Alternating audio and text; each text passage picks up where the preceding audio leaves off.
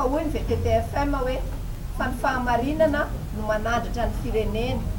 ka izay no anaovana antsoavo amin'ny rehetra mba hametraka ny fahamarinana eto amin'ity Madagasikara antsika ity.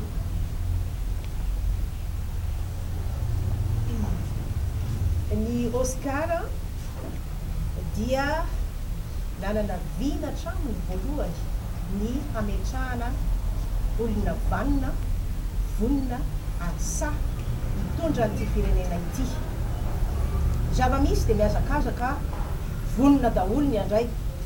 fa tsy misy sa ny anova ary mahatonga anay miteny hoe tsy vonina isika ny anao fifidianana dian'izao. Ny zavatra nitranga teboka telo no resako amintsika dia ny lalam-pifidianana ny fiarahamonim-pirenena société civile dia namolavola lalam-pifidianana izay nalefa hofidiana teny amin'ny Assemblée nationale. Ny zavatra nisy anefa dia ireny ny raha antsika nahita ireny dia izahay fiarahamonim-pirenena zany mbola miady ny amoahana mazava tsara ny lalam-pifidianana satria raha tsy misy ny règle de jeu mazava tsisy fifidianana tokony andeha. Ary zay ny mahagaga antsika rehetra hoe amin'izao fotoana zao toa ohatrany miazakazaka ny ary miazakazaka ny aty mampiseho tenany mazava be le izy satria tsy mipetraka ny lalàna ifampifehezana ka raha tsy misy zay tsy tokony hisy ny fifidianana. Zay ny voalohany indrindra. Ny faharoa dia miresaka foana isika ny amin'ny hoe réconciliation. Le réconciliation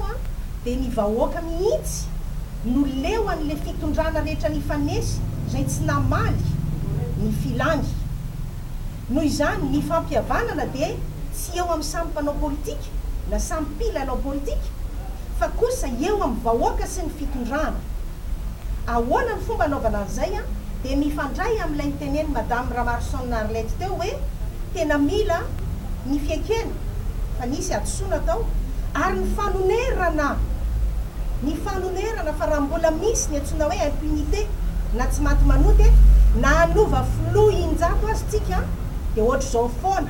na anao azanitra fondation zany azy tsika tsisy ireo fondation vanina zany raha ohatra ka mbola misy ny impunité. Tiako ianareo rehetra indrindra ny mpanao gazety sy ny mpanao politika mba hamaky ny tantarany zany olona antsoina hoe Lee Kuan Yew fa naninona zany Singapour zany no tonga amin'izao tanjona izao. Zany aina tany Singapour dia nahita fa tena ohatrany mila dictature tsika malagasy rehefa tena nodinihana satria samy baranahana. Ka maninona mibaranahana satria io dia antsoina hoe ny lohapary matsatso dia tsy misy zavatra azo raisina. Ny réconciliation zany raha vao miresaka CFM tsika dia fahita fa tsy impartial zany hoe tsy mba tokony izy any CFM zany dia tsy mandany amin'ny atsy tsy mandany amin'ny aroa. Ny zavatra misy anefa le CFM dia blokina olona natao iarovana groupe minoritaire na olona. Zay zavatra zay zany zao dia isan'ny zavatra tsy mety tafiditra ho teboka fahatelo dia hoe ny structure antsika zany dia tsy impartial ka tsy vonina ny andraisana zany antsoina hoe fifidianana mangarahara ekeny rehetra ary tena milamina. Tsisy filaminana ivoaka eo raha toka ny chef district asoronareo ny mpitondra ary ambonimbony ary fa tadidio tsara fa na ny chef district na ny chef de région ny chef pokotany ary zao efa nampidirina ray manontolo ao anatin'ny ministère ny intérieur. Inona no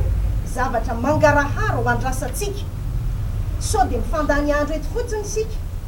ka izay no antony entsoinay mihitsy ny communauté internationale hieritreritra fa zareo mantsy dia manao hoe alefaso fotsiny mazava loatra raha mandeha io dia inona no vokany iza no hitati ny vokany tsy ny communauté internationale toko fa isika vahoaka malagasy ny korontana eto ka mba hierovana zay korontana izay no antony anaovanay an'le antsoavo ho an'izay manantsofina ho an'izay mieritreritra ny hoaviny ty malagasy ty sy ty Madagasikara ty fa tsy hoan'ny tombotsoan'olona roa na telo. Tadidio tsara fa ny parti politika misy eto amintsika hatreto dia efa misy zato mahery zany accord politique zany tsy natao anatelo zany zao dia isan'ny zavatra anankiray tokony ampieritreritra atsika malagasy isika tsy manam-bola ve dia manaiky foana an'izay baiko ny communauté internationale zavatra mbola mahagaga fomba famoahan'ny communauté internationale vola tampotampoka teo lasa nisy le vola nefa nolazaina fa tsy ampy satria zay ny pirofo fa tsy maintsy atao haingana ilay fifidianana tombontso ho anizy ary a ny apisy ny ady an-trano a ny ady ny samy malagasy a eto amin'ity firenena ity raha toka